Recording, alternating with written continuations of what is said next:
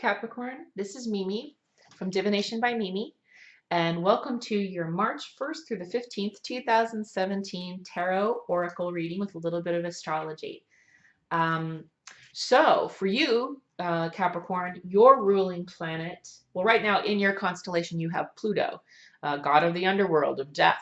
He is about unearthing secrets, deep-seated secrets. Things shadow side. This is a great time for shadow work for you, and there's a lot of other aspects that will be conducive to that as well. Your ruling planet Saturn is currently in Sagittarius and will be through the month. Saturn in Sagittarius is not necessarily a natural mix because Saturn is so restrictive and about, stability, law and order, measures and weights and all that. But in Sagittarius, you will find a longing to, in addition to you going deep, also learning more. So the Sagittarius people are very much about travel, expansion, learning more, taking on projects and hobbies, and just learning more about other things outside of the self. And you will feel this pull as well with Saturn in Sagittarius, and on a deep level of shadow work, of deep subconscious stuff with Pluto in your constellation. A couple of more things of note. On the 12th of March, we will have a full moon in the sign of Virgo. Also in the sign of Virgo, the constellation of Virgo is the North Node.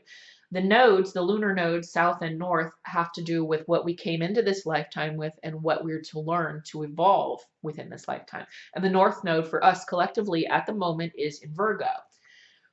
So what that means is, with the full moon there and with the North Node there, that there are things Virgoan that we can take on and use that are of a higher octave. For example, Virgo is about analyzing. Their motto is I analyze. Analysis, but it's a certain type of analysis. It's very discerning, discriminating type of analysis. Not discriminating from an ignorant perspective, but discriminating from yes, this fits and no, this doesn't.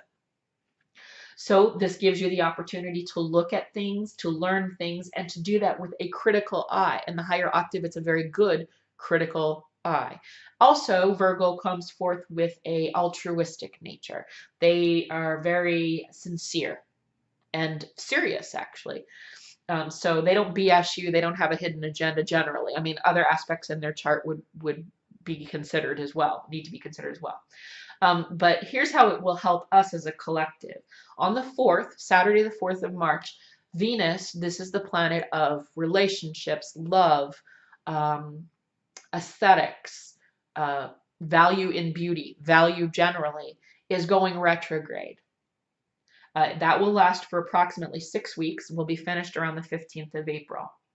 What this means is it provides, and this is how it's synchronized so beautifully, it provides a wonderful opportunity for all of us to look back at past relationships and how we were treated and how we treated others and what baggage that created that's affecting us now. Okay? There's a lot of other aspects that make this very relevant, including Jupiter in Libra, the house of or the constellation of relationships, which is an expansive energy. So it makes anything to do with relationships expansive. It's in opposition with Uranus in the sign of Aries, which is fast-moving, unpredictable energy. So as this aspect is very important right now, you might have fast, unpredictable changes. It's important to use that Virgoan trait of discernment, analysis, logic, as you look back with Venus in retrograde. So you're looking back at what motivated you to do things that you did. It could be just a few years back, 5, 10 years back. It could go all the way back to childhood. But you're looking at things that you learned, beliefs that you created, ways that you treated other people and how that made you feel, how other people treated you and how that made you feel, and what are you bringing forth in the way of baggage that's supportive in your current life, and what is no longer serving you. And it's giving you the opportunity to look at that discerningly and make a decision, that does not serve me any longer. In fact, that's negative. I'm going to let that belief system go, or I'm going to let that concept that I've developed from the pain that I felt, let that go, because it doesn't serve me now, and it certainly won't serve my evolution into the future. So those are all the aspects that are currently going on. So if you just relax, because there's a lot of energy happening right now, And you can see it on the world stage, and you can see it, in your personal life as things tend to go. If you relax into this energy, try not to be fearful, but relax. It's actually conducive to easy change, easy application and decision making if you just relax. If we all just relax into the energy and let it take us where it needs to go. Okay? Hope that made sense. I know that's not easy for Capricorn to do. I'm a Capricorn myself, so I understand that it is hard to let go, because you work hard. You don't want to let go of, even if it's pain. You've worked hard to understand that pain, and you can use that pain, but it does not always serve you. Okay, I'm really hoping that made sense. Now we're going to do the tarot. So, sorry, this is the Thoth deck, or Thoth, or Thoth, or Toth, or however you want to pronounce it. And this is a 3-card pull based upon the supernal triangle of the Tree of Life. So if you follow the Kabbalistic Tree of Life, this would be the first 3 Sephirah, which would be Keter, Chokmah, and Binah. If you follow the Kemetic Tree of Life, this would be Oser or Osiris with Amun-Ra, the highest, the unknowable, or Amen.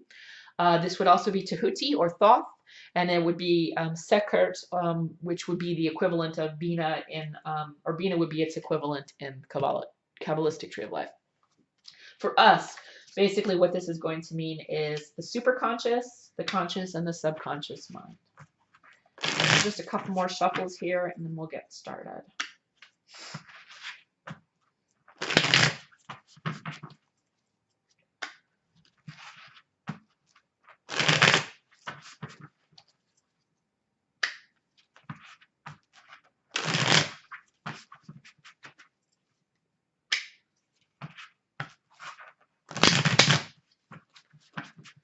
All right.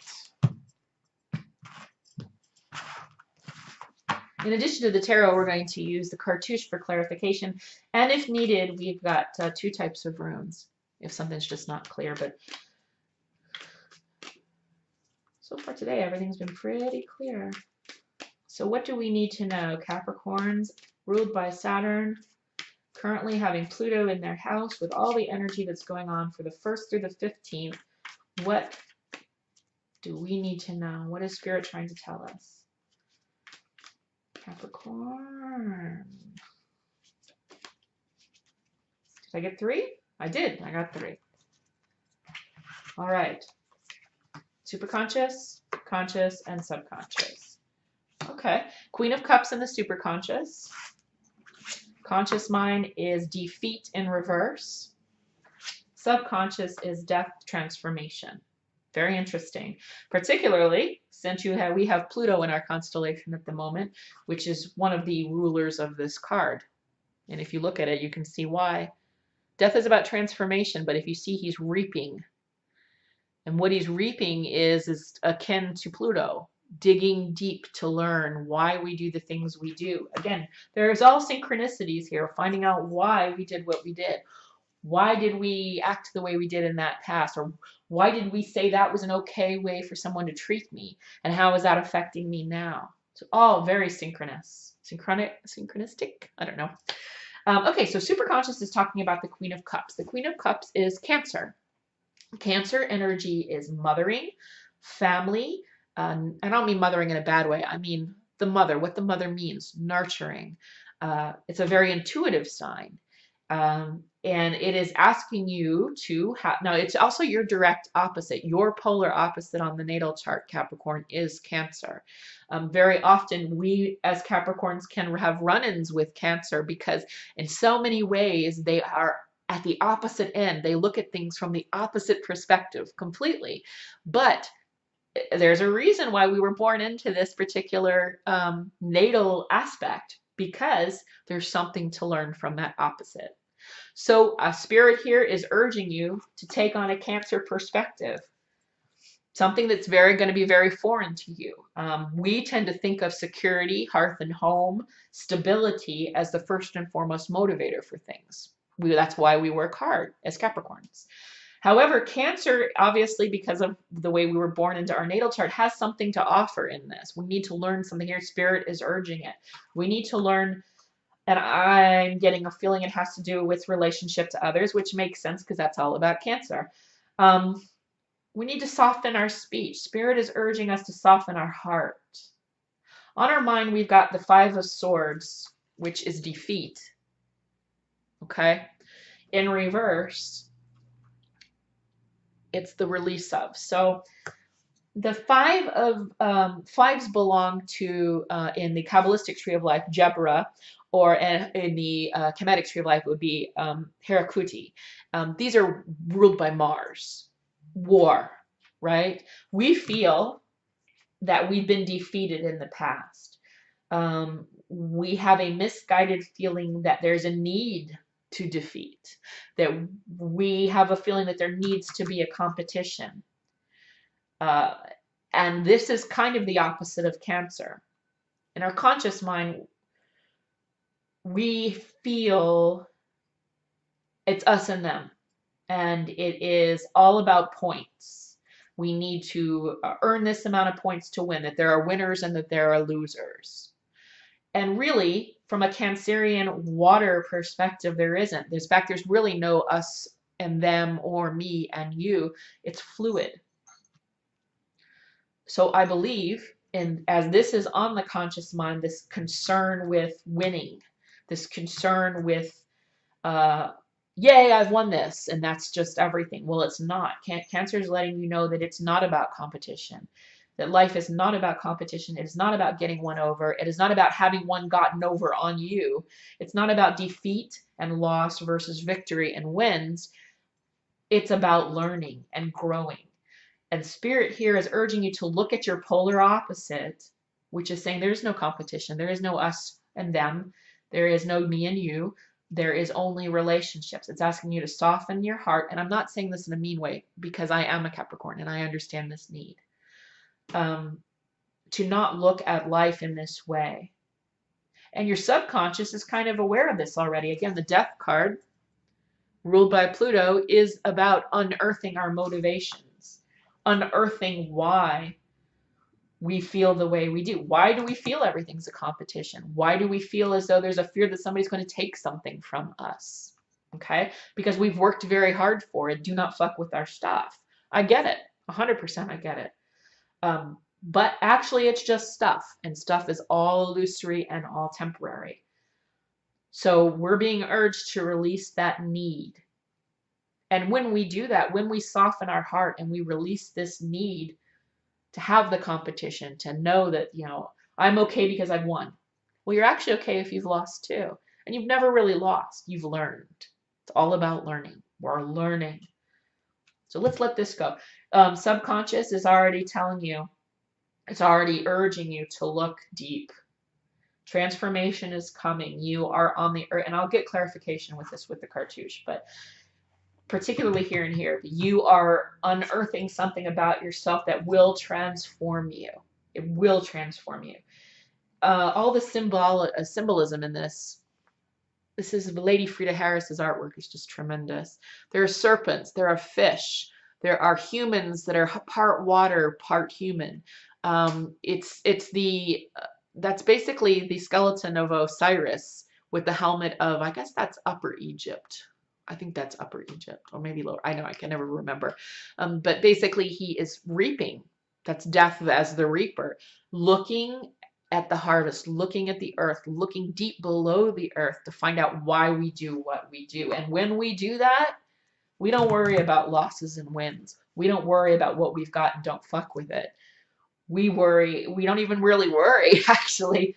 We learn. And that's what it is all about. All right, clarification. This is the cartouche based upon ancient Kem and Kush mythology, which is Northern Africa, Ethiopia, and modern-day Egypt. Modern-day Ethiopia and modern-day Egypt.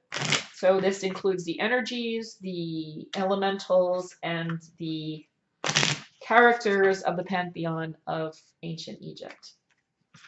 And the soap operas that are involved. And there are good ones. As there always are in mythos. One more.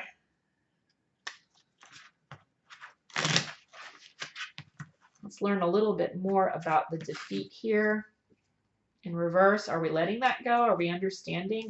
Something tells me that we're understanding that it's not about that. And this is the dawning of the age of Aquarius. I mean, we are, if we're not already in it, we are all changing our perspective. We're ruled by Saturn, Capricorn. We're ruled by Saturn, which is about authority, status quo, institutions, the church. It's about the skeleton on which we as humanity rely on to hold us up. However, with the age of Aquarius happening, we are reevaluating those skeletons. We are reevaluating those structures that we think are infallible in holding us up, because they're not always infallible. And quite honestly, they've become fallible, as you can see on the world stage. So they just don't serve us any longer. We got water, an elemental in reverse in the conscious mind. And this is telling us to involve our intuition a lot more than we are. Trust it. I know we have a hard time trusting. And you got Uranus in reverse. We got Uranus in reverse. So Uranus is about wisdom in its upright position. It's a 1 and an 8, which makes 9. It's 18. It's the 18th card in the cartouche, but 1 and 8 make 9, which is a very, very magical number. It's mathematically, it's an amazing number. Okay. It's also the precipice of a completion. This card, transformation, okay, is in your subconscious mind.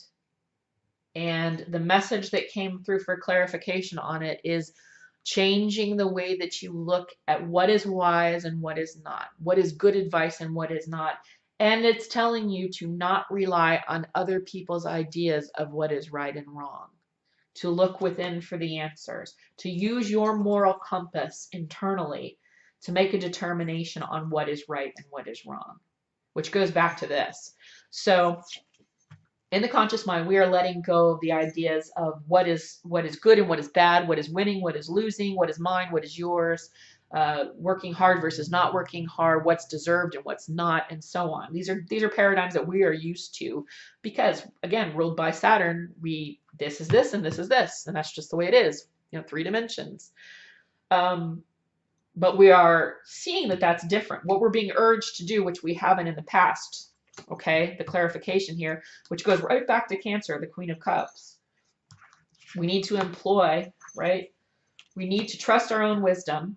Our own wisdom is coming from a good place, a moral compass. And if we follow the transformation of unearthing and learning about ourselves, using that Venus retrograde energy to learn why we're doing what we're doing, really looking at it, we will understand that we have the answer within. We've always had the answer within, and it's a wise answer. We're not frivolous people, Capricorns. We can separate the chaff from the wheat. And that is what this is basically saying. Trust your instinct. And here as well, again, reminding us, we're already getting the picture. There is no winning. There's no winners. There's no losers. There's only learning. And to do that, we need to employ water. Water is the element of intuition, of fluidity, which brings us right back to Spirit talking to us about a Cancerian nature. That's something that we need to employ. It will only make us better and make us grow. Just going to get clarification here, and then I'll let you guys go because I've been on a while. Sorry. This is the Witch's Runes. I believe that is air. I'm just going to double check quick. Flight. Yeah. So this is Mercury, ruled by Mercury. This is called flight. It's basically jagged, windy. And it is about communications, messages, and travel. So I think that the urgency from which, in other words, Spirit is talking about the Cancerian energy of softening the heart and using the fluidity of water to come to an understanding that the way that we communicate also need. So we need to take on also the kindness, the gentleness of Cancer in our communications particularly. That's the message that's coming through here. Mercury is about communications, travel, education. I mean, this could also be about you taking on a course of study, learning more about yogic tantric theories, you know, letting yourself fall into the flow of life, understanding the universal energies and how they affect the physical body and its growth and its evolution. Um, or it could also be about messages, the way that you are communicating.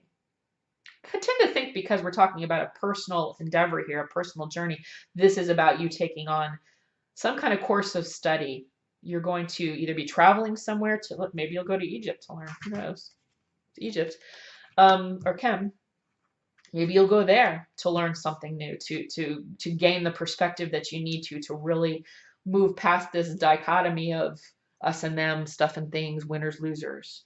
But you're already on the right path. You're already looking with them. Transformation's right around the corner. As long as you trust yourself, you use your intuition, use the elements of Cancer, which is your descendant as a which is your polar opposite as a Capricorn.